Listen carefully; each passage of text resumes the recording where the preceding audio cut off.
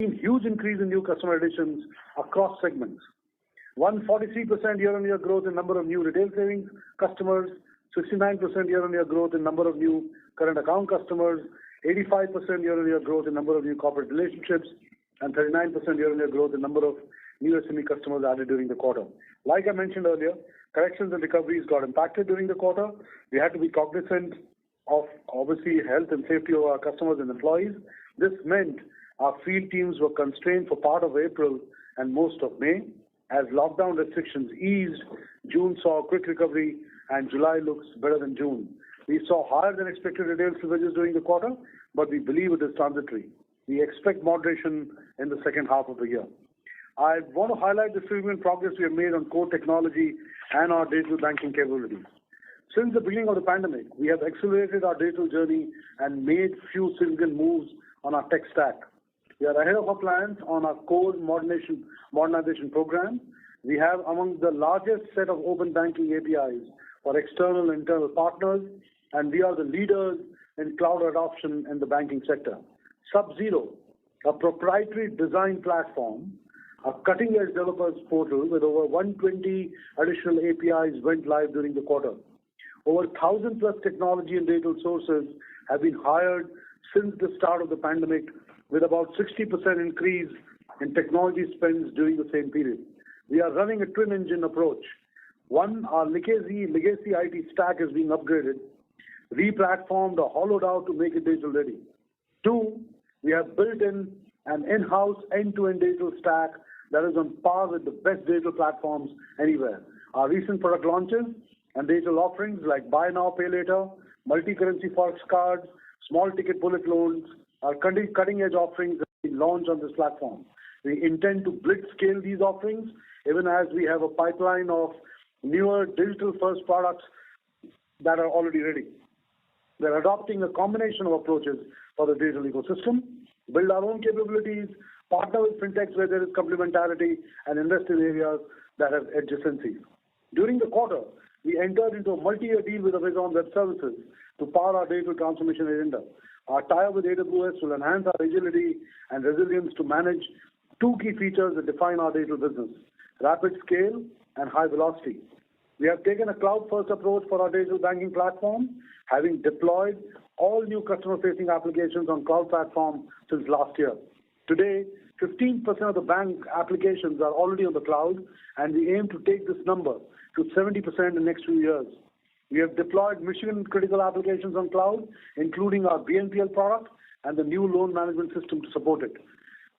The account aggregator platform, our video Know Your Customer journey, and WhatsApp banking is also on this platform. Separately, we were the first to set up a dedicated cloud-ready infrastructure to exclusively handle UPI transaction volumes.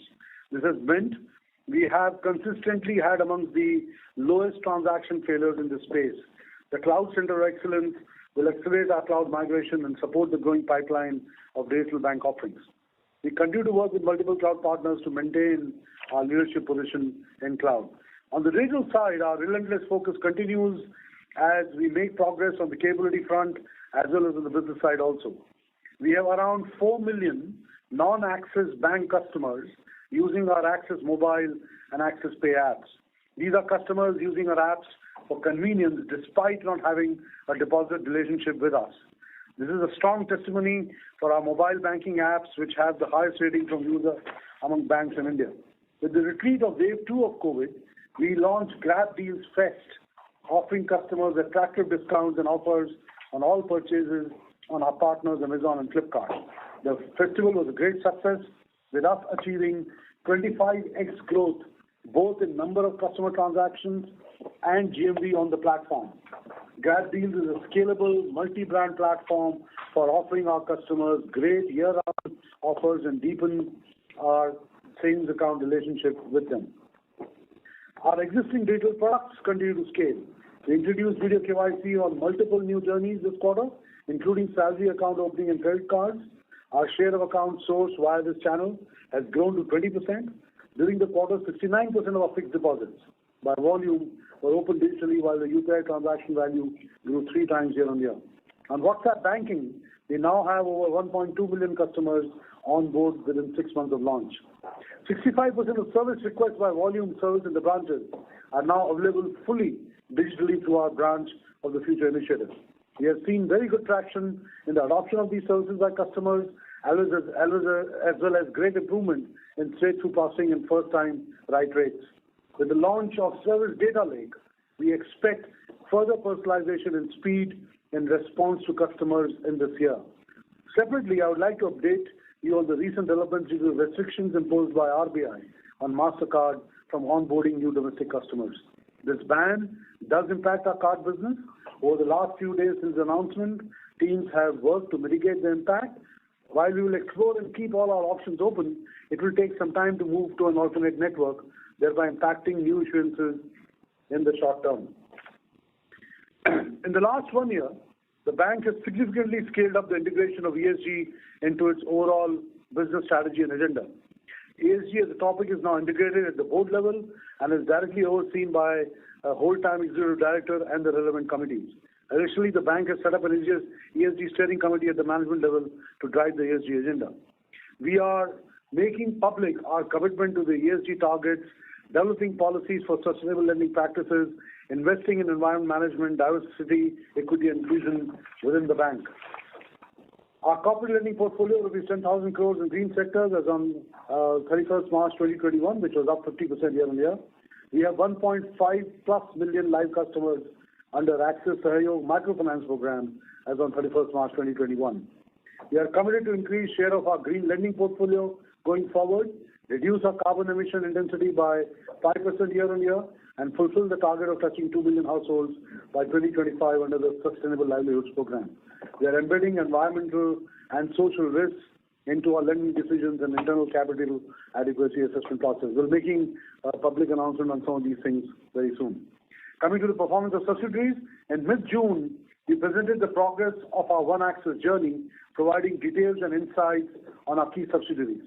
They continue to deliver industry-leading performance during this quarter, with total profits of rupees 245 crores, up 98% year on year. If we analyze the quarter one earnings of these subsidiaries, it would be touching nearly 1,000 crore figure. The net worth and earnings of these subsidiaries have grown at a CAGR of 18% and 61% respectively in last 2 years, even as the bank's investment in these subsidiaries stood flat at around 18,015 crores. Our employees have been our greatest asset during the pandemic. The management team would like to reiterate its gratitude to our colleagues and their families for standing firmly with the bank during this period.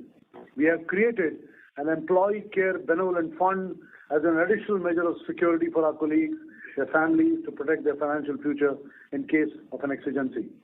Despite wave 2 headwinds, we have made strong and visible progress this quarter. There is a positive cultural change within the bank, reinforced by the steady upward movement of metrics across all the lines of businesses. Our investments in technology, digital, and multiple business transformation initiatives have set us on the right trajectory. We are optimistic and confident about our future. I'll now request Puneet to take over. Thank you, Amitabh. Good evening, ladies and gentlemen. Thank you for joining us this evening. I'll discuss the salient features of the financial performance of the bank for Q1 FY22, focusing on our operating performance, capital and liquidity position, growth across our deposit and loan franchise, journey of becoming a more prudent and conservative franchise, asset quality, restructuring and provisioning. Our operating performance continues to be strong, as reflected through increasing YOY NIMs, growth in granular fees and operating profits and PAT. NII for Q1 FY22 stood at 7,760 crores, growing 11% YOY and sequentially growing by 3%. Net interest margins for Q1 FY22 stood at 3.46%, representing a YOY growth of 6 basis points. Sequentially, the NIMs were impacted by product mix change, interest reversals, CRR increase, market pricing pressure in the wholesale segment and our mortgages business. We have substantially completed the computation of interest on interest as per the RBI and IBA directives and maintain that the provision made in Q4 FY21 should be adequate to cover the reimbursement costs. On Fee income. Our fee income stood at 2,668 crores, growing 62% YOY. 62% of our fees comes from our retail business, 38% comes from our wholesale franchise. Granular fees comprised 92% of total fees as against 86% a year ago. Transaction banking fees including forex trade and FI payment grew 67% YOY. Commercial banking fees grew 19% YOY, and fee from cards and our liability franchise grew 78%. Trading income stood at 499 crores, degrew 20% on a YOY basis. Other income stood at 421 crores, grew 34% YOY. The recoveries from written-off retail assets pool improved 26% on a YOY basis. This gives us some comfort that recoveries could hold up even on fresh slippages, though with a lag. Operating expenses for the quarter were 4,932 crores, degrew 8% sequentially and grew 32% on a YOY basis. Staff costs increased by 32% YOY. The YOY increase in staff cost is not comparable as Q1 FY22 has impact of increments for 2 years. In FY21, we gave increments to staff from Q3 FY21. Further, we've added 5,000 people to our staff strength over the same period last year. Gratuity costs can increase due to the increments and change in interest rates impacting staff costs. We have continued to top up gratuity expenses for the Social Security Code, the prudent stance we had taken last year. Other operating expenses grew 33% YOY and are mainly attributable to higher business volumes, connection expenses. Our investments in IT continues. Our IT expenses were higher by 63% on a YOY basis. Statutory costs, including PSLC and DICGC premium, were higher YOY by 30%. Operating expenses to average assets was 2.05%, higher 5 bits YOY, and higher 9 bits on a sequential quarter basis. The adverse impact of netting of the balance sheet, which I will discuss subsequently on this call, has resulted in a cost to assets adverse impact of 2 basis points. The cost to income stood at 43% for the quarter, lower by 38 bits on a sequential quarter basis and higher by 4.52% YOY. Core operating profits was 5,896 crores, growing 13% YOY and declining sequentially. Core operating profit margin improved 8 bits YOY. Provisions and contingencies for the quarter were 3,532 crores, declining 20% YOY. The bank made a prudent provision of rupees 155 crores for restructuring that has not been invoked or implemented as at reporting date. The bank has not utilized any of its COVID-19 provisions in the current quarter. The reported credit cost for the quarter is 1.88%, representing a YOY decline of 38 basis points and a sequential Q1Q increase of 18 bits. Annualized Q1 credit cost net of recoveries from the written-off pool stands at 1.7% compared to 2.11% for Q1 FY21 and 1.48% for the previous quarter. Profits before tax was 2,884 crores, representing a YOY growth of 102%. Profit after tax 2,160 crores, representing a YOY growth of 94%. Annualized ROE for the quarter stood at 9.11%, a 1.59x growth on a YOY basis. The strength of our balance sheet is reflected through the cumulative non-NPA provisions at 30th June, which stand at 12,425 crores. The key components of the provision are COVID-related provisions at 5,012 crores, restructuring provisions of 703 crores, weak assets and other provisions of 6,710 crores. The standard assets cover, defined as all non-NPA provisions by standard advances, stands at 2.05%, improving 10 bits over March 21 and 49 bits over June 2020.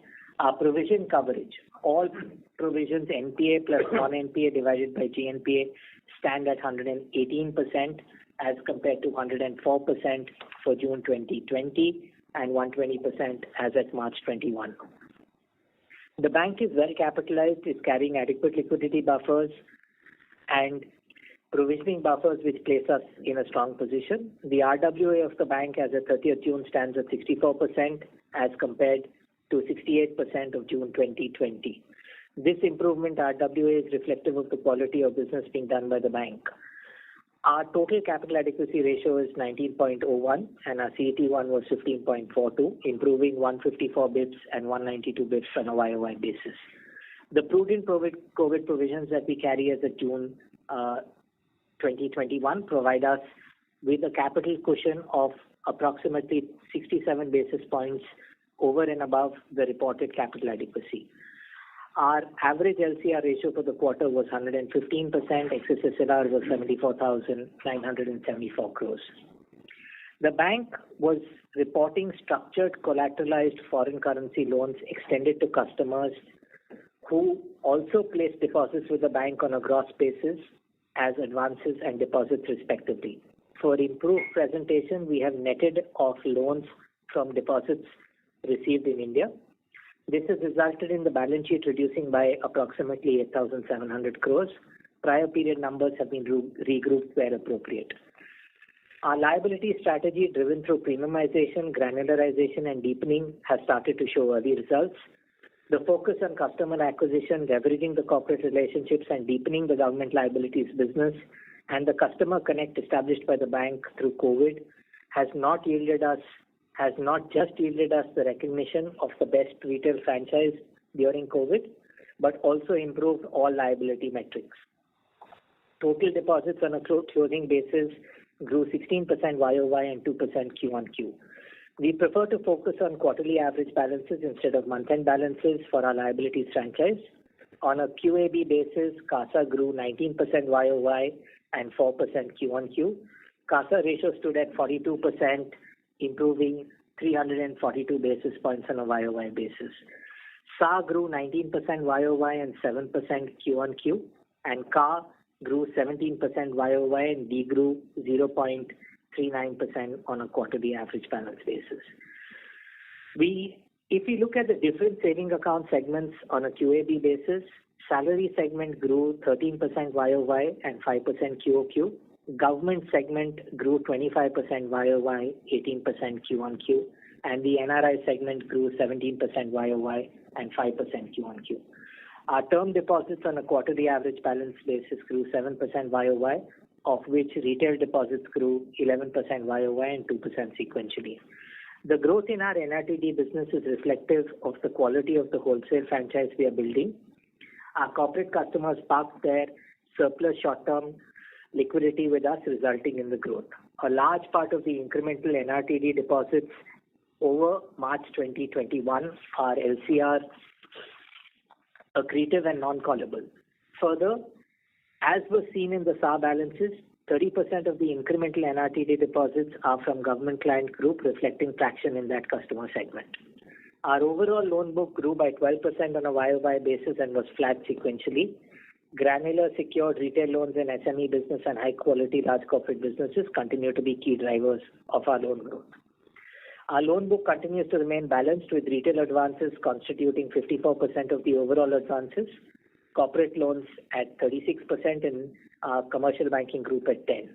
The book represents healthy characteristics with 80% of the retail book being secured, 85% of the corporate book being rated A- and above, and the CBG book being diversified across geographies, industries. 96% of that book is secured and 67% is of shorter tenor. On a segmental basis, retail disbursements grew 3.3x YOY but declined 49% sequentially. The growth in disbursements and book are largely driven by transformational and digital projects underway across the retail product segment. Our Axis virtual channel is helping us deepen customer connect and improve cross-sell. The secured to unsecured retail disbursement mix has started trending back to pre-COVID levels. Our branch sourcing of retail loans was at 50% in Q1 FY22. Retail loan book grew 14% YOY, 80% is secured. We continue to see strong traction in the retail loans across secured products like HL, up 14%, rural book up 18% YOY, and our small business banking book up 35% YOY, aided by the team's cadence, digital initiatives, and higher productivity. We have been expanding our coverage to rural and semi-urban geographies through our Deep Geo strategy, while strengthening partnerships with agri corporates and OEMs. During the quarter, we included 488 branches to our Deep Geo strategy, taking the total count of Deep Geo branches to 2,065. As a result, Deep Geo disbursements grew 211% on a YOY basis. Corporate book. We are progressing well on our endeavor to build a profitable and sustainable corporate bank. Corporate disbursements grew 63% YOY and degrew 52% on a sequential Q-on-Q basis. 94% of the incremental sanctions were A- and above. Our corporate book customer assets grew 4% YOY, with corporate loans up 8% YOY and 1% Q-on-Q. We remain focused on delivering higher growth from our chosen segments. The mid-corporate segment grew 36% on a YOY basis. Our commercial banking segment grew 18% on a YOY basis. These segments would help bring greater granularity, reduce risk while meeting our AROC criteria.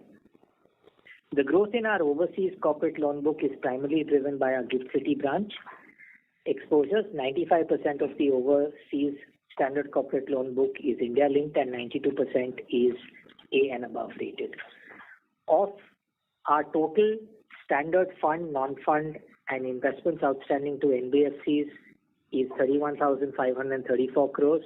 99% of the same is rated A or above, with none of them having been granted moratorium.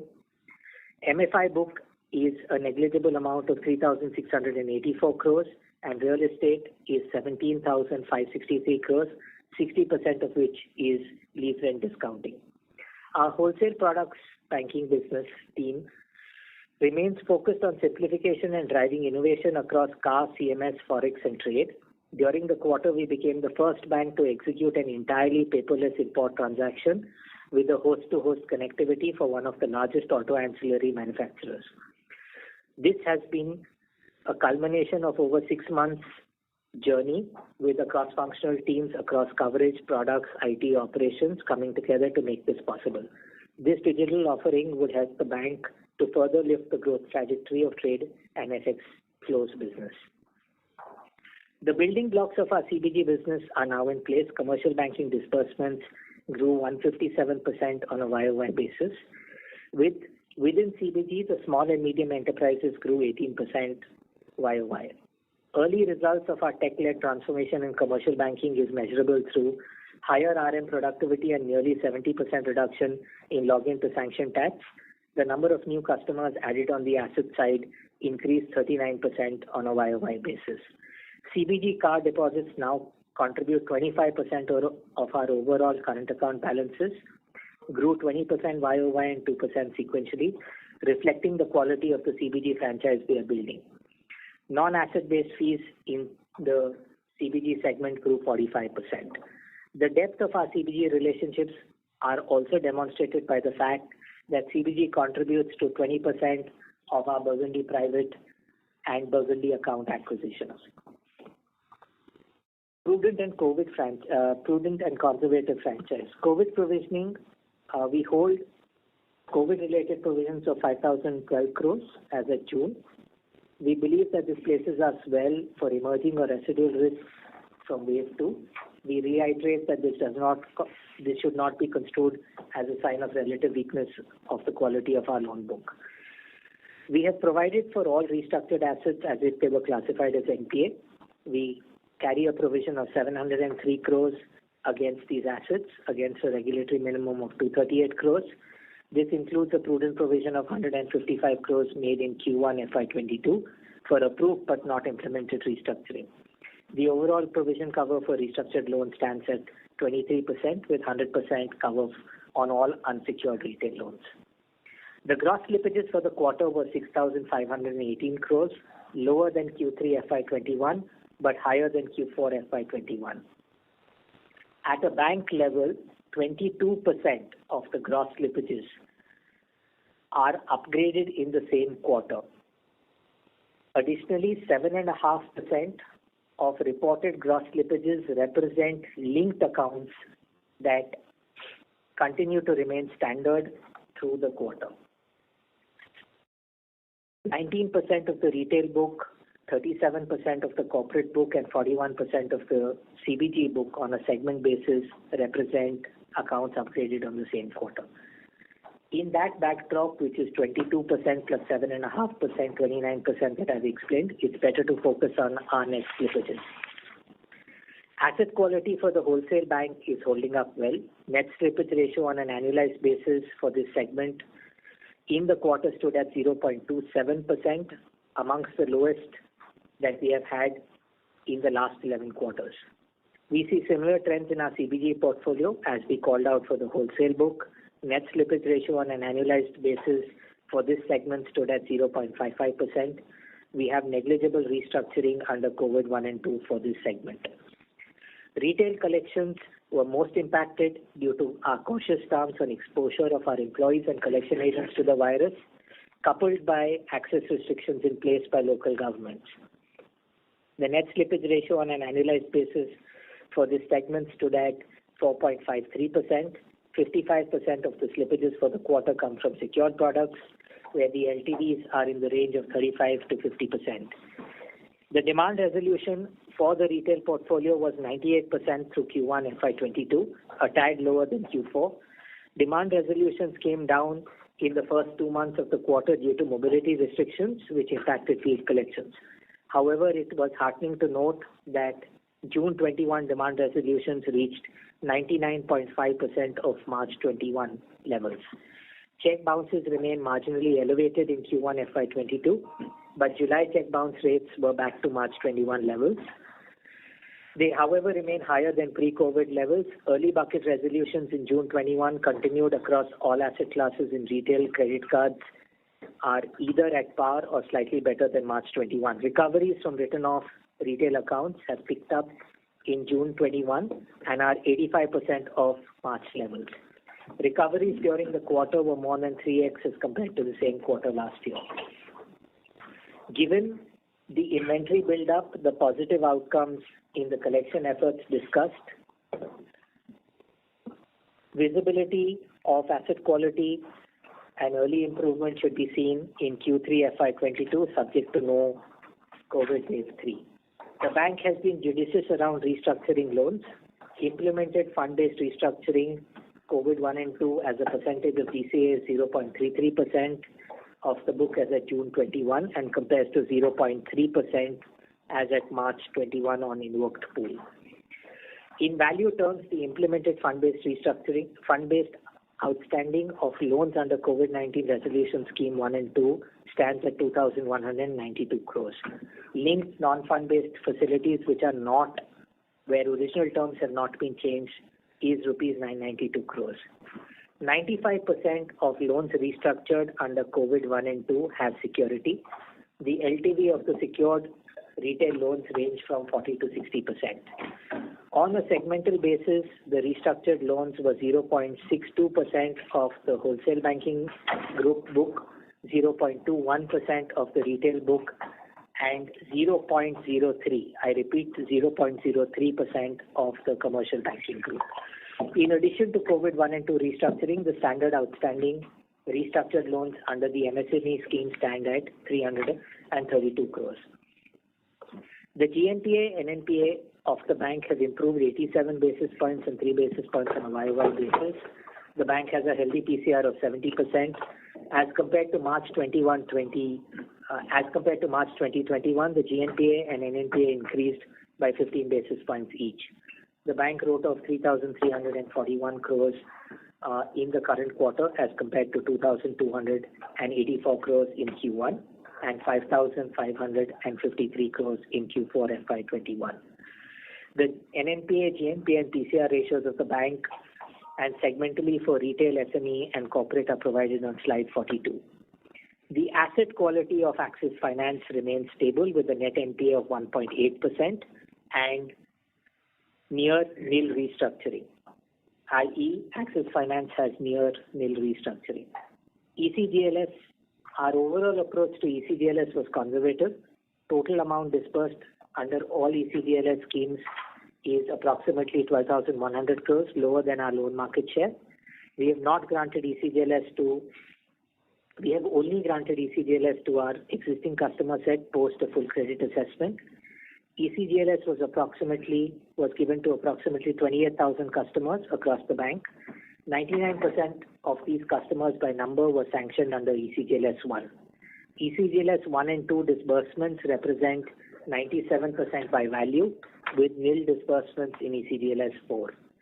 We continue to track the behavior of this portfolio as repayment moratorium ends Q2 FY22.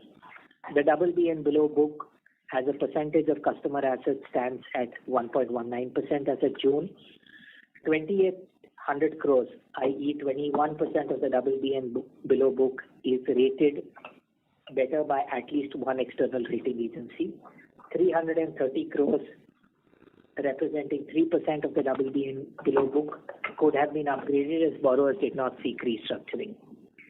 During the quarter, we collected 440 crores, 6% of the fund-based book outstanding at the end of the previous quarter. Investment and non-fund-based BB and below book also declined in the current quarter on account of recoveries. The cumulative addition to the pool is 159 crores, translating to 11%. The balance represents downgrade into the BB and below pool. All accounts downgraded in the current quarter were less than 100 crores, and the average ticket sizes of accounts downgraded were 16 crores. 188 crores slipped from the BB and below pool during the quarter. The average ticket size of our fund-based BBB plus, BBB and BBB minus book is 10 crores. I repeat, 10 crores, with no individual fund-based exposure in 4-digit crores. We request you to refer slide 43 of the investor deck, which sets out a summary of the net NPA, BB and below and restructuring pool. Our segment results are not comparable given the change to segment classification and a revision in the internal FTP framework, and therefore current quarter is not comparable to previous quarter same year. In summary, we've acted consistent with our commentary and chosen to identify stress early in the portfolio, used ECGLS and restructuring selectively, and hence recognized larger slippages upfront and provided for the same. As I close, allow me to re-summarize the salient points for Q1 FY21. Our operating performance improved, reflected in core PPOP growing 13%, PAT 94%. Legacy asset quality is being proactively dealt with. Early signs in the form of net slippages in the corporate book being amongst one of the lowest in 11 quarters. Our prudence and strength of balance sheet is demonstrated through our precautionary COVID provision of 5,012 crores, cumulative non-NPA provisions of 12,425 crores. We maintain that this is not reflective or indicative of underlying asset quality and provide a cushion. We have steadily improved our liability franchise performance with granular retail deposit book, CASA plus RTD growing 15% YOY and 3% QoQ. Our subsidiaries continue to improve on their industry position and profitability. The domestic subsidiaries reported a profit of 245 crores for Q1 FY22, growing 98%. The return on investments on subsidiaries stands at 54%. We continue to monitor progress on current and future COVID waves across India. We believe our businesses are resilient and are well equipped to capitalize on opportunities and deal with contingencies that the pandemic may pose. We reiterate our stance of stopping specific guidance. We would be happy to take questions now. Thank you very much. We will now begin the question and answer session. Anyone who wishes to ask a question may press star and 1 on the touchtone telephone. If you wish to remove yourself from the question queue, you may press star and 2. Participants are requested to use handsets while asking questions. Ladies and gentlemen, we will wait for a moment while the question queue assembles. The first question is from the line of Mahrukh Adajania from Elara Capital. Please go ahead. Question is on slippage. So you did give the net slippage ratio for retail, but can you give the absolute number for retail and corporate? And then within that, some color on what would it be for housing and other secured loans? Like just a gross slippage ratio or some quantitative color? Maruk, we don't provide data on a product by product basis, but the answer to your first question, the absolute value of net slippages for the retail book is 3,741 crores, which will be roughly about 93 to 95% of the slippages for the quarter. Like I said, the wholesale segment has performed well, and so has CBG.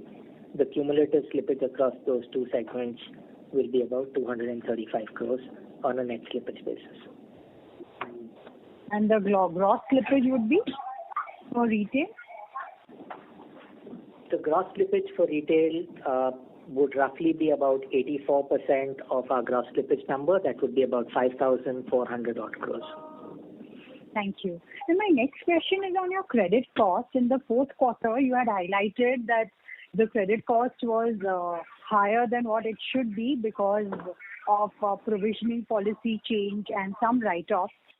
So that is what kept the 4Q credit cost elevated. So if I remove those one-offs from 4Q, then the rise in credit cost is quite sharp in the first quarter. We know about the second wave, but what would be the outlook on credit cost? Because anyway, the sequential credit cost has gone up quite sharply, excluding one-offs. I mean, are you being extra conservative or? So Maruk, I think we've explained that we have provisioning policies that are entirely rule-driven.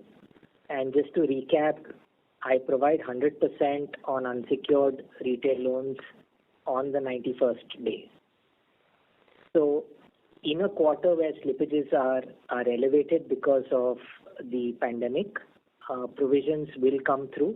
And like I said earlier, the early collection trends are looking positive. Subject to a COVID wave 3, we should see collections impact on slippages giving us benefits starting Q3 FY22. I also just want to recap for you a comment that I made earlier. When you look at our gross slippages, you must look at the fact that 22% of our gross slippages are upgraded in the same quarter. And this is a like-for-like account basis. And 7.5% of our slippages, as reported, are linked accounts, which continue to remain standard through the quarter. So please look at the gross slippages in that context also. Sure.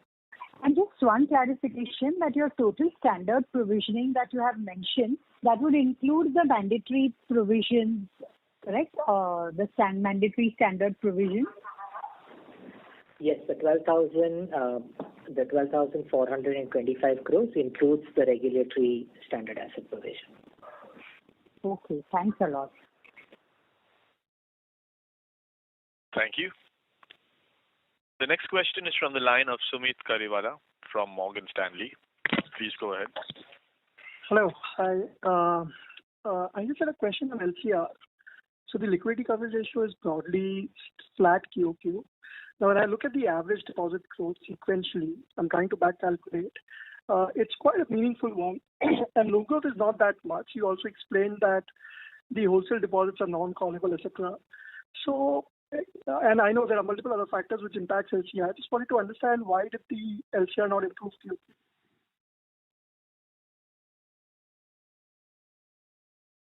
Am I clear? Hello? Sorry, Sumit. Puneet here. Couldn't get your question. Could you just come again because we lost you in the static? Yeah. Sorry. I had a question on LCR. So if I look at your liquidity coverage ratio, it's broadly flat QOQ at 115%. Now, when I look at the growth in deposits on average basis, sequentially, it's quite meaningful. The loan growth has not been that high. You explained that the deposit growth, which has come from the wholesale deposits, is also non-callable. I just thought that the LCR should have improved sequentially. What am I missing? No, so thanks for the question. I think it's a matter of the the composition of how we are looking at the deposits. So there is a stock, and then there is an incremental run rate which comes in, and therefore the stock plus run rate is how we calculate the overall piece. So I think it is something which will be a glide path towards trying to improve the LCR. What we are trying to say is that as we speak, our approach has been to start looking at LCR accretive deposits, whether it be non-callable or whether it be granular retail. So a combination of that, hopefully as we go along, the calibrated glide path will work to our advantage. Okay. No, the reason why I was asking this is I wanted to get whether the margin decline sequentially, has that to do anything with higher excess liquidity on the balance sheet this quarter versus last quarter? And I don't have the average numbers, which is why I'm trying to ask this question. What was our surplus?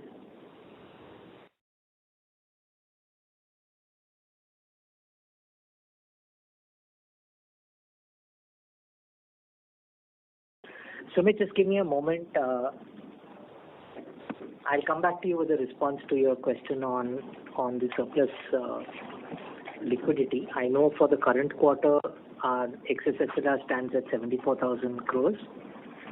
If I reference that to the prior numbers and the average for the prior quarter, that should explain the answer. But why don't we continue in the interest of time? I will respond to your question in the course of the call. Okay, that was it, because I was just trying to understand why the margins came down QOQ. I understand the interest reversal part, but is it to do with liquidity? Anyways, I'll take this offline, Puneet. So Sumit, let me complete that answer. I have the number. So our surplus SLR was 58,000 crores compared to 74,000 crores in the current quarter. That itself should explain part of the surplus liquidity and the NIM pressure that we have. Second is the bigger impact on our NIMs has been our product mix. So as you realize that we have had an increase in the better quality foreign exchange book that provides us a better NII. So it's NII accretive, but from a spread perspective, it's decretive. So there's a product mix impact in the NIM that's played through. And the last impact on our NIMs is the CRR increase, which is the regulatory cost that has come through in the current quarter. So those are the three key variables that have impacted our NIM for the current quarter on a sequential basis. On a YOY basis, you would note that we have a NIM improvement by 6 basis points. Okay, got that. And if I may just chip in one last question. So how should I think about margins over the next 1 to 2 years? What kind of improvement is possible? Some guidance, range, drivers would be very helpful for me.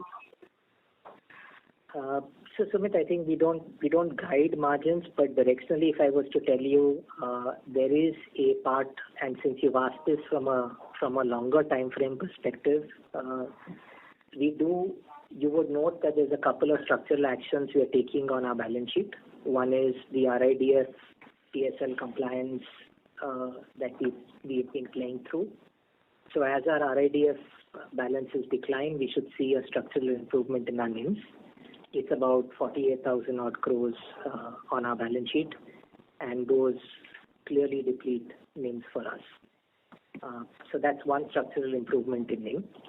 Second is you would see the first action that we started taking. For a large part of last year, about 83-84% of our disbursements were secured. In Q1, we started getting comfortable in reopening, and 79% of our disbursements were secured. So as we open up and change our product mix back to the historical secured-unsecured mix that we had on the retail side, we should see a margin uplift. And as the domestic book grows compared to the overseas loan book that we have at GIFT City, the book composition, which is proportionality, should help improve NIMs. Those would be directional comments I would offer you. We don't provide a guidance range on NIMs. So sorry, I won't be able to offer. Sumit, just to add to that, So just to add to that, Amitabh, and as you saw, the granularity of our CASA growth is gradually, slowly moving in the right direction. Hopefully, if we can continue to execute the way we've been executing, that should also feed into our NIM story over a period of time. Now, again, we just trying to point to the things you can look at. Again, not trying to guide in any way. Okay, that's helpful, Puneet. Thanks, Amitabh. Thank you. Thank you. The next question is from the line of Kunal Shah from ICICI Securities. Please go ahead. Yeah. Sorry, the first question was on employee cost. I don't know if you have addressed that in the opening remarks, but last time we said like we are providing for this employee cost, and there was some one-off during the second half. But when we look at Q1, again, the employee cost trajectory is quite high. So what would be the reason for that? If you look at our employee cost on a YOY basis, Kunal, the first impact is last year with the onset of wave 1, we had deferred increments for our staff, and our staff did not receive increments in Q1 of last year, but increments were made available to all our teams in Q3. So Q1 does not carry the increment effect of FY21. Whereas Q1 of FY22 carries the increment effect of FY21 and 22 itself. So there's 2 increments versus no increment impact on the YOY number of Q1 FY21 to Q1 FY22. The second increase in staff cost is we've added 5,000 people to the franchise as we are a growing business. And as we get more granular, we keep adding people basis our internal productivity metrics. Therefore, that's the second impact on staff cost. The third effect is we did take a Social Security Code provision last year. And as I mentioned earlier, because there is an interest rate change in the current quarter and there is an increment on staff cost in the current quarter, we've topped up the Social Security Code provision in order to be consistent with the prudent position we had taken. That's the broad 3 reasons why staff costs have increased year on year. Okay. And quarter on quarter again, like 10-12% The quarter-on-quarter increase will typically be attributable to increments for the period and gratuity cost increase on account of interest rate changes between last quarter and current quarter. Sure. And overall, in terms of the fee income, I think we have been taking several measures in each of the verticals to shore up the fee income. So how should we now look at the overall traction once we see the overall situation normalizing? So there is a breakup in terms of the overall retail fee as well as in terms of the corporate and the commercial banking. But which segments would drive it relatively higher? And finally, in terms of the overall balance sheet growth, how should we see the traction on the fee income side? So, Kunal, I think a couple of things I would say without giving you a number. Very clearly, our focus is to build granular fee, and you would note that our granular fee proportion in our total fee has increased on a YOY basis. Our granular fees is now 92% of our total fees compared to 86% of the fees last year. So we will continue to drive our fee growth, which is granular, both on the retail and wholesale side. On the wholesale side, our transaction banking business is gaining traction, and you will see the fee growth that is come through, which is set out on the slide that you were referring to in terms of fee growth. That fee growth is driven by a couple of things. One is a market share increase both in the FX flows business as well as the LC business. And as we build our franchise out and deepen our relationships, we expect that granular fee to continue to grow. On the retail side, clearly subject to any regulatory headwinds that may hit us, our granular retail fee both on the liability and asset side would be linked to the growth in the businesses that you have seen in the current quarter. I hope that answers your question. Yeah. And lastly, if I heard you correctly, you made 155 crores of the provisioning on restructuring approved but not implemented. That is correct. So then maybe that additional, if we are making 10% kind of a provisioning, can we assume that another 1,500 odd crores is there in the pipeline? Kunal, that would not be a correct conclusion to draw because my restructuring provisions, as I told you earlier, 23, yeah. I make provisions as per my NPA rates. So on unsecured, I would have made 100% provision, and on secured, I would have made provisions as per the secured first bucket rate. So a direct imputation would not be correct. If you directionally want to look at that number, the provision cover on the restructured book is 23%. You can make an estimation of that number. Sure, got it. Oh, okay. Thanks a lot. Thank you. The next question is from the line of Adarsh Parasampuria from CLSA. Please go ahead. Hi. Thanks for taking my question. Amitabh, Puneet, a couple of questions. On the SME side, obviously post-COVID, because of many dispensations available, the net slippage numbers have been negligible. When do you expect the true litmus test when these dispensations are getting over, and what's the outlook there as you track those portfolios? Thanks for the question. I think the true litmus test for that, so first let me set context to our book and then our assessment of the true litmus test. One is our ECGLS book is not large, and we give ECGLS to customers after the full credit assessment, so we don't believe that, at least for what we have funded through ECGLS, there should be an impact because we did a full assessment, a material impact. To your question on when do we see ECGLS impact play out through asset quality, absent further dispensation, the 1 year period runs out in Q2 FY22, and therefore, assuming a 90-day recognition cycle, you should start seeing something on the slippages front early Q3 from an industry perspective. So that's helpful, Puneet. And my second question goes back to costs, and obviously I'll have explained why staff costs went up, but for most banks that we would track, cost incomes have settled, while it dipped in the first half last year where activity was low, they've actually settled at a lower level than pre-COVID.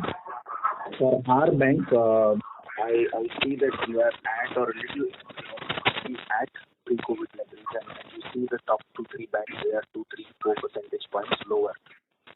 So we are catching up on some investments.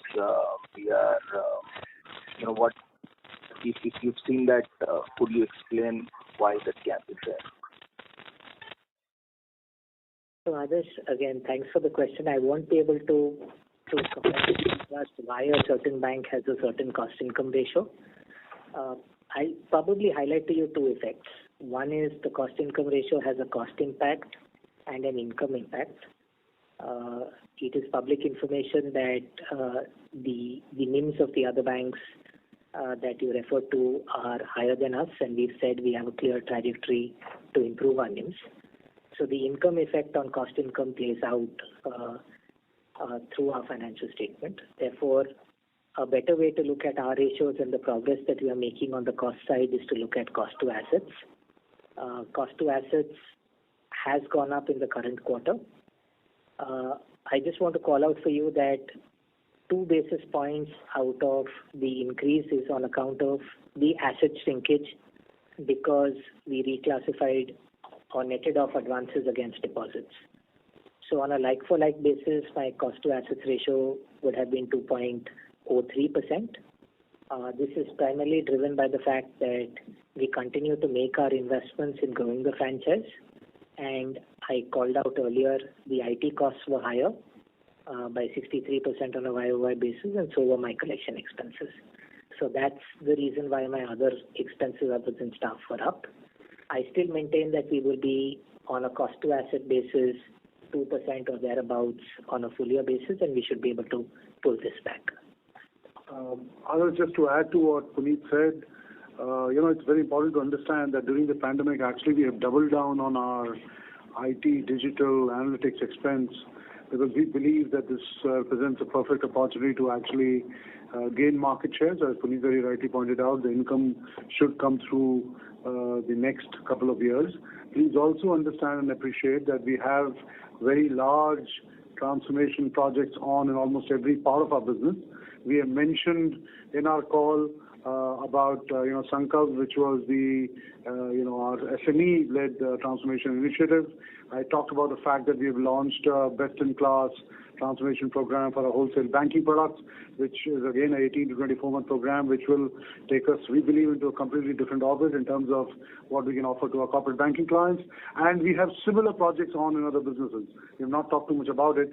And as you go through these transformation projects, the expenses tend to be upfront, and obviously the benefits come later. But as again Puneet pointed out, we are confident that we will maintain the benchmark we have set for ourselves that will be below 2% cost to assets, and that we have not changed. So I'm just trying to put all of that in perspective. Keep all that in mind, and so obviously as a bank we are very, very committed to some of those numbers. Perfect. Thanks. Thanks a lot, Amitabh and Puneet. All the best. Thank you. The next question is from the line of Prakhar Agarwal from Edelweiss. Please go ahead. Yeah, hi sir. Just a couple of questions from my side. One is on this statement that you made on slippages that probably from Q3 we may start seeing some sort of benefit. Given the fact that large part of second wave happened in Q1, do we expect that Q2 numbers will be elevated, which is first? Second, even if we see some sort of reversal in slippages, do we also see that probably the buffer that we have created, or COVID buffer that we have created, utilization starting Q3? Let me answer the second question. I'll ask Puneet to answer the first. Boss, we have worked very hard and taken a lot of pain to get our, to build up this additional cushion. This cushion does not reflect on our worries on the asset quality, but I think, and by the way, we have created this cushion based on certain rules which we have set up, which have been signed off by our board, our audit committee, and the statutory auditors. We are not going to run back to all of them and say, oh, by the way, we want to change the rules because, X, Y, Z has happened. The risk in the system remains. All of us are talking about the potential of a third or a fourth wave. We will think 100 times before we start reversing any of those provisions which we have created. So my answer, I think I'm giving a long answer. What we're really saying is chances of it getting reversed in a hurry are quite low. Puneet, you want to add to the first question? So, Prakhar, thanks for the question. I think to your first question on normalization, couple of positive trends we are seeing in June and July, which is demand resolutions have gotten back to about 99.5% of March 21 levels. Our overall recovery efforts are also strong, but I think the way to look at the number is when there is an inventory build-up in the system because of pandemic-induced stress, the inventory rundown does not happen instantaneously. So this is not something that will pop up and play out in a month or so. I think given the inventory build-up that we have, coupled with the positive outcomes and collections that we are currently seeing, we think Q3 FY22 will be the period where normalization would take place for the system and for us. Just one more question. In terms of the pool that would have availed moratorium last year, have you done some analysis as to how much of that has already slipped or restructured or would have taken ECLGS the scheme to some extent? Just wanted to get a sense of those customer base who took a moratorium, what is already in some shape or other has been a second pressure point. So, Prakhar, we do a lot of internal analytics. We don't call out the effective impact of what the moratorium customer did, because there are multiple routes that a moratorium customer could have taken. So it's something that we track, but we don't publicly disclose what percentage of the moratorium pool would have slipped. Okay, just one last thing. You made certain comments about recovery this quarter about retail corporate. If you could just repeat those, I missed that part. Sorry, Prakhar, I missed your question, please. And so you, in your opening statement, you made some certain comments about recovery in this quarter. If you could just repeat about where this recovery is coming from, I missed those comments. So, a couple of things that I called out. I said 22% of the gross slippage got upgraded within the same quarter on a same named account basis. And 7.5% of the gross slippages are linked accounts that continue to remain standard. An account will continue to remain standard if it pays and is below 90 DPD across the quarter. So those were the two call-outs that I made for the gross slippage number. In terms of rupee crore recovery is not as strong as the previous quarters, given collections was not accessing customers for a meaningful part of April and May and early parts of June. So that is it from my side. Thank you so much. Thanks. Thank you. The next question is from the line of Akriti Kakkar from Goldman Sachs. Please go ahead. Yeah, hi. Good evening, Puneet. Just two questions. Number one, on the write-offs. This quarter again, we've written off almost about 0.5% of the loan book. Last year we wrote off 2.2%.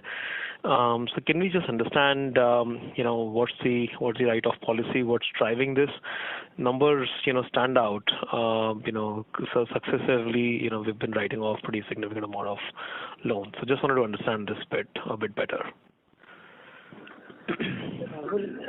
Rahul, thanks for the question.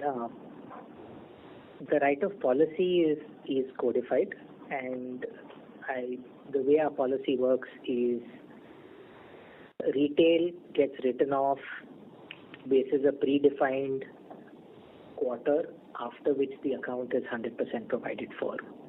So if an account is 100% provided on in quarter X, it will be written off on a predefined frequency after quarter X's completion. No discretion at my hand, no discretion at anybody's hand in the system. It will just get written off in due course. We continue to retain our right to recover. These are prudential write-offs. And obviously the recoveries start reflecting in other income in due course. To your question on what has impacted the current quarter's write-offs, if you recollect last quarter, we had explained the fact that on our commercial banking business, we had enhanced our provisioning policies, and the provisioning policy resulted in a set of accounts being fully provided. We also codified the write-off rules on commercial banking, and pursuant to those codified write-off rules, the write-off of part of the CBG portfolio has taken place in the current quarter. So, as we stand today, across our commercial banking business and across our retail business, there is no discretion available in our system insofar as write-offs are concerned. They are automated and will get processed with a time gap after the account is 100% provided for. The current quarter is materially impacted by the CBG write-off basis the change last quarter. And are we done with that, or it might still continue for a couple of more quarters? Change of policies. So, Rahul, since it's a rule, whatever fulfilled the rule got written off. I will not have discretion of parceling the write-off across quarters. Okay. So, insofar as the CBG policy change was concerned, the rule got applied to the stock, and the stock got taken care of. Understood. And essentially what you're saying is predominantly it's come from CBG portfolio. Understood. The second question is on on building the high-yielding portfolio. So I think this microfinance, corporate action you took, and just trying to understand over the next couple of quarters or next few years, how do you think about building the high-yielding portfolio? So microfinance is another portfolio. What other areas are focusing on? You've talked in great deal about your digital initiatives.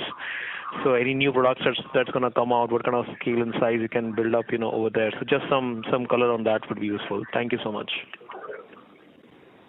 Rahul, thanks for the question. I think just want to clarify, there is no corporate action to report or speak of on the MFI portfolio at our end. So there's nothing there.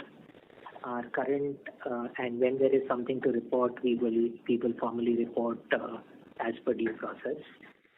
The MFI book for us stands at 3,684 odd crores, which is a small proportion of our book. Yes, it helps us meet our PSL requirements, and therefore it is a business that we will look at as part of our retail and agri business. I hope that answers your question. If I missed something, happy to take a follow-up. So Rahul, just to add, Amitabh here, obviously it is our endeavor, as we look at various possibilities and opportunities out there to go after opportunities which make sense from a risk-reward framework. For example, in the wholesale, we've been talking about how we want to expand our mid-corporate portfolio, and we've been doing a pretty good job of it, and we have seen that grow in a very big way. Similarly, we've done for Burgundy Private. We talked about the deep geo strategy on our retail side, where we have extended it to now more than 2,056 branches, and we continue to, intend to kind of expand it as we move forward. You will hear more from us as and when we are ready, or we have anything substantial to report in terms of some of the choices we have made or we will make. We will obviously share it with you. We are a bit, cautious about, announcing it till we have achieved something, and we have achieved something substantial, and something substantial which is better than what others are offering.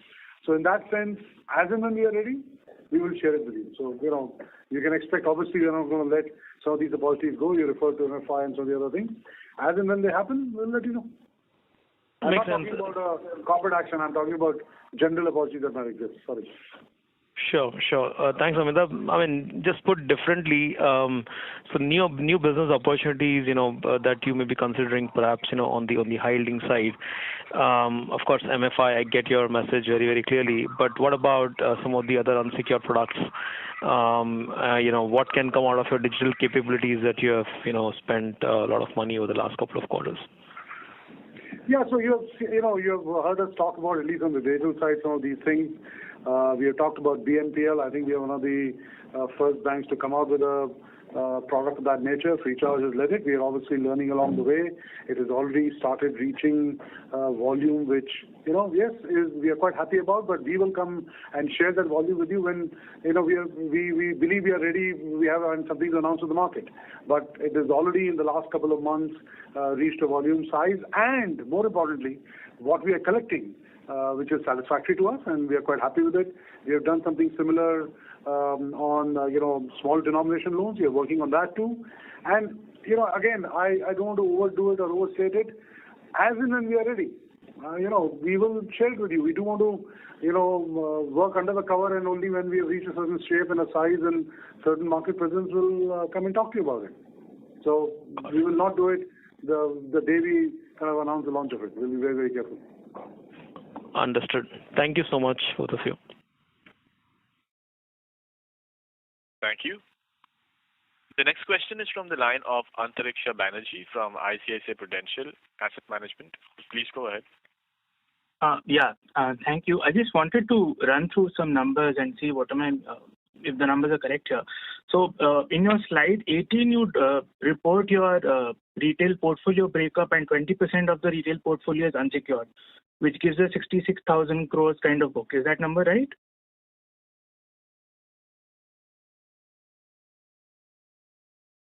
Hello? That should probably be correct. Yes, that should probably be correct. And you also reported your gross slippage in retail to be about 5,400 crores.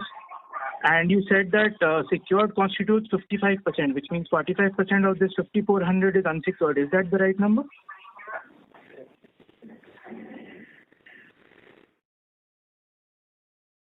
Yep. So I think the way you need to look at it is it was 55% of net slippages is what I called out. You're applying the 55% to the gross number. Therefore, you'll have to change the reference point, please. Got it. No, because this was giving a very scary picture of the unsecured retail slippages. So is there anything that you see in the unsecured retail which is, grossly different from last year? I mean, I can do the numbers again, but how would you compare it to last year's in your unsecured retail portfolio?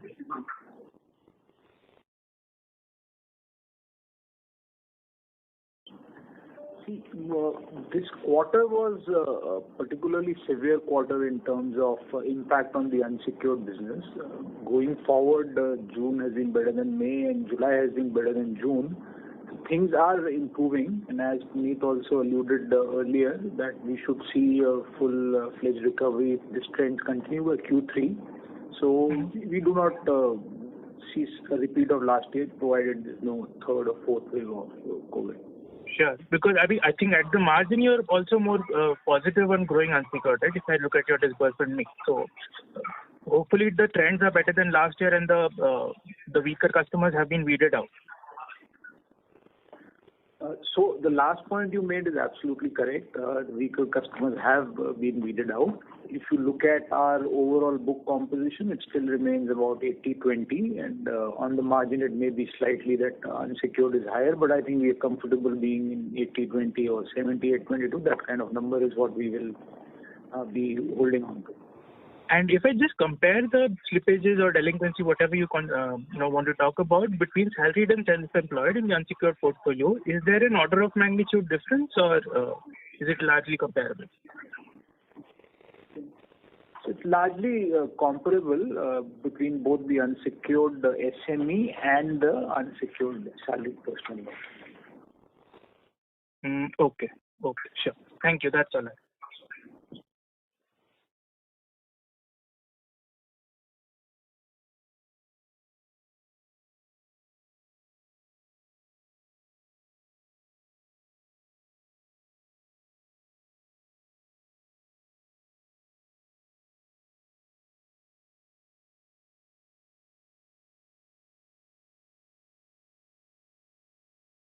Antariksh, I just want to supplement Sumit's answer. I think since your question was asked in the context of personal loans, I just request you to look at slide 18 of our presentation.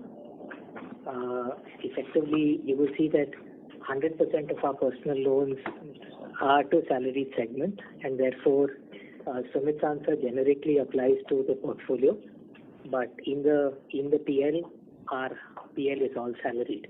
So that distinction. Correct. I mean that implies that the credit card number, the slippage from the credit card self-employed number is that much larger, right? So that's the concern. I mean, if I look at your credit card growth QOQ, I know the percentages, there could be some rounding of errors as well, but the growth has started again, right? I think you're ultimately more positive on growing credit cards. So bulk of that comes from salaried, or are you still doing self-employed growth as well? Just wanted some sense on that. Antariksh, I'm happy to work the numbers with you offline. I think sure.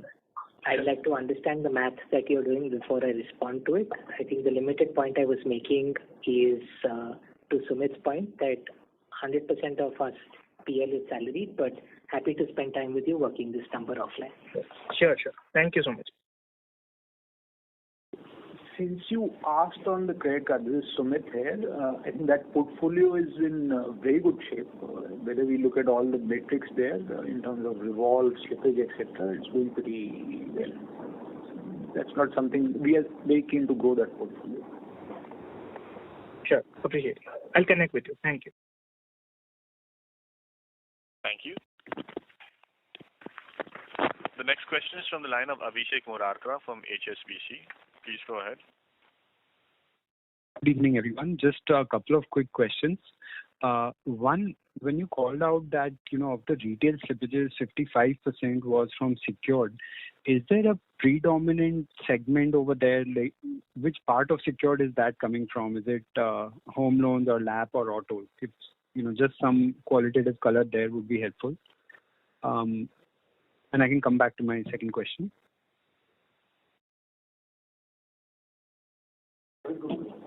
So to start with, I think a predominant portion of this is actually mortgages. And I think when Puneet gave his opening statement, he actually mentioned the fact that a large part of that is where the LTVs are in the region of 50%. These, what we would like to believe, are probably temporary cash flow mismatches. And because of such low LTVs, we believe that, you would see larger recoveries once the legal tools start flowing in. If I can just extend that, most of, across the sector, we are seeing a higher amount of restructuring or slippage in the mortgage book. In general, what is your feeling? Why would that be? I mean, it is generally a auto debit book which can, directly be there's no physical restriction in terms of collection, etc. So why is slippage generally going up in that segment? So Abhishek, I think the way to think about this is, if I wanted cash flow relief, I would seek relief on the largest EMI payout that I have, just from a customer behavior perspective. And effectively, if you look at the loan portfolio across the industry, in rupee terms, the largest EMI would be for this asset. Sure. The reason we feel comfortable is the LTV values, and secondly, from a consumer behavior standpoint, people don't like losing their homes because they have equity in the asset. So as things improve, this portfolio should come back. We'll have to see how long it takes to come back. But that's probably the reason that the home loan EMI is the one where you're seeing some traction. So Puneet, logically extending that it means that, in July at least, when things would have been much better than April, May, and, you would have seen all your EMI cycles also by now, you should have seen a very strong rollback from these set of customers. So have you noticed anything like that? Because, as you say that, nobody wants to lose their house, so they would want to come back, and the moment liquidity demand for cash is down, they would want to pay back or make up their arrears. So you make a fair point, but unfortunately the way the regulation is that once I become an NPA, for me to be reclassified outside of NPA, I have to clear all dues. Yeah, not for reclassification, sorry, but just generally collections from these accounts. Because you said we'll have to wait to see how it comes back. But I was, just thinking that it should have come back in July. So have you seen anything like that? So like I said, July collections on a portfolio basis has improved and is showing the right trajectory. So that we can confirm to you is happening on our portfolio. Okay, but any particular trend on this portfolio which would have slipped, that's not available, is it?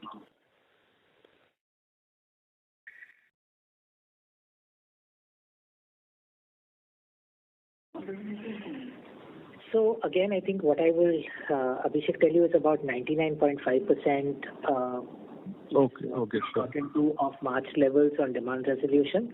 Right. I think if you applied that across the board, roughly should play out across product portfolios.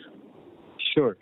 Appreciate that. And just one second question on this corporate and commercial banking. Now, most of your loans are A and above, and that's where you're focusing.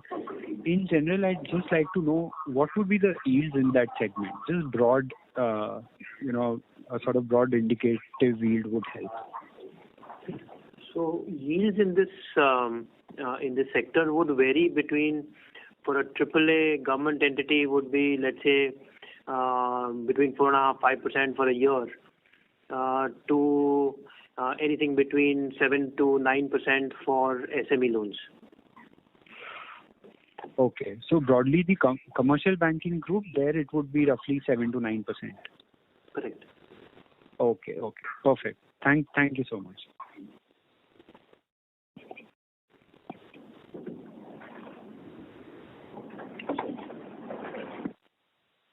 Thank you. The next question is from the line of Nilanjan Karfa from Nomura. Please go ahead. Hi, Puneet. Let me ask a previous question on the retail slippages. and I think you clarified 45%, that 45-55 breakup is on the net number on retail. But even that is showing up, so if I can run again the number, out of 3,312 billion of retail, 20% is unsecured, it's about 662 billion. If we have a, net retail slippage of 35 odd billion, let's take, simplistic number, and 45% of that is anywhere about, 16 odd billion. So 16 upon 662. And if you analyze it, it's still 10%. In a way to, we would assume that, a large part of this should have, gotten, rid of even in the wave one. So what is it that has slipped in the retail? And since you pointed out, the reason is, that all the data on slide 18, you basically would point to that, that 31% of credit cards is probably a higher risk segment out there. Would that be the, the sort of a fair assessment of what things have panned out on the unsecured side?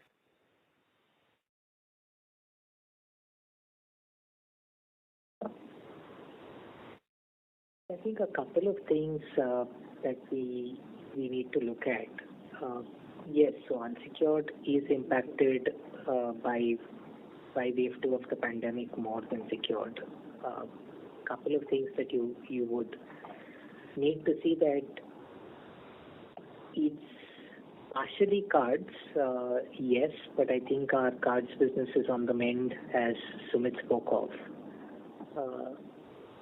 Annualizing a high slippage quarter, in my mind, is not the right way to look at the number, because effectively what you're saying is wave 2 that hit us in Q1 of FY22 will keep impacting us in all 4 quarters of the year. So one, arithmetically, I don't agree with the conclusion that annualization of the number is reflective of the risk, because there's lumpiness in the slippages given the environment. So that's one correction I would like to offer to the ratio that's being tried to be computed on the call. And the second is, like we said, there is a demand resolution number that we are seeing uptick, and that should help with recoveries in due course. So, sorry, if I can interrupt. If I can interrupt, I'm so sorry. The resolution number, or the demand resolution, which you said is 99% of March. I thought you mentioned that number for the entire book and not for the retail. So right? Effectively, what I'm saying, apologies. What I'm saying is that is reflective of our portfolio as a whole, and there isn't a material differentiation for me to call out between retail and wholesale here. Second point I would make is, given that my net slippages on wholesale is exceedingly small, the demand resolution is effectively reflective of my retail book. And I would again reiterate to you that annualizing a high slippage quarter number is not the most appropriate way to look at a portfolio, because it assumes the same market scenario and the same pandemic scenario to run for the next 12 months consistently. I think that's where I'll pause and think about it in this manner. Sure. No, that was not the intention. I'm just trying to, because we end up looking at annualized number always for every quarter. Secondly, on the secured side, and I think there were questions around that also, did we, if you can qualitatively comment on home loans and rural loans, and whether rural, there were gold portfolios which also, the gold lending portfolio which also defaulted. And if you can compare these qualitatively versus, let's say, the full year of FY21, that is home, rural, Q1 versus full year FY21.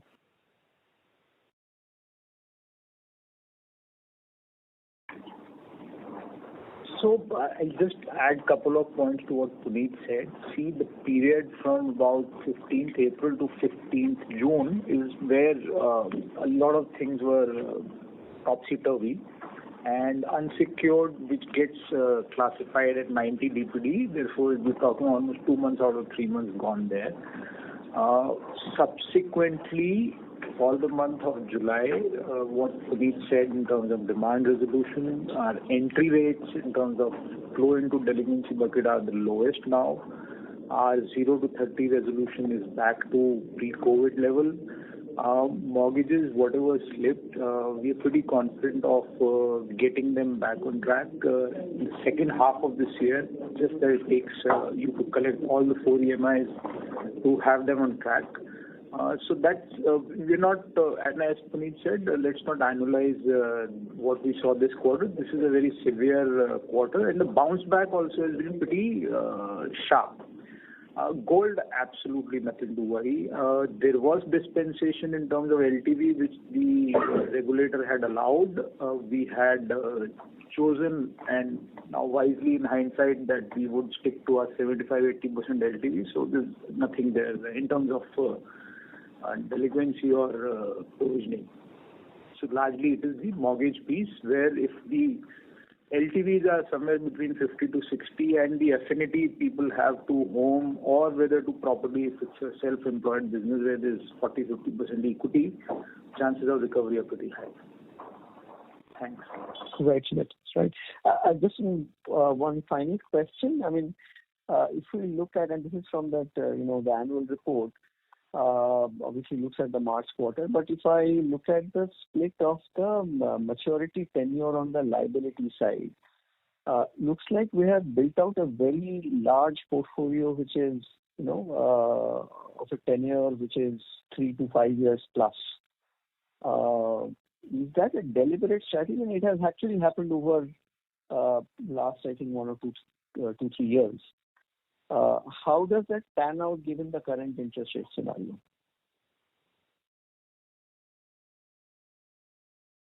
I mean, I'm happy to take it offline if you want. No, so I'm happy to give you a first cut answer and then maybe discuss this with you offline again in detail. But I think my first cut answer to that question is the maturity profile of assets are not reflective of the interest rate risk that we run because a dominant part of our portfolio is priced off a floating rate benchmark. So the entire corporate book is effectively floating rate. Our mortgages book is external benchmark linked. So if there is an interest rate cycle risk that comes through on the liability side, as long as the external benchmark moves, we should be able to get asset pricing. The ALM position would be a liquidity question, and on the liquidity side, I think our core deposits and our term deposits cover us for that bucket of asset creation. I hope that addresses your question. Yes. Thanks for it. Thank you. Thank you very much. We'll take that as the last question. I would now like to hand the conference back to Mr. Puneet Sharma for closing comments. Thank you, ladies and gentlemen. Thank you for having spent the time with us and discussed our results. It's been a pleasure. I hope that you and your family stay safe. And if there are any follow-on questions, please feel free to reach out to Abhijit, and we'd be happy to clarify. Thank you and have a good evening. Thank you very much. On behalf of Axis Bank, thank you for joining us, and you may now disconnect your lines.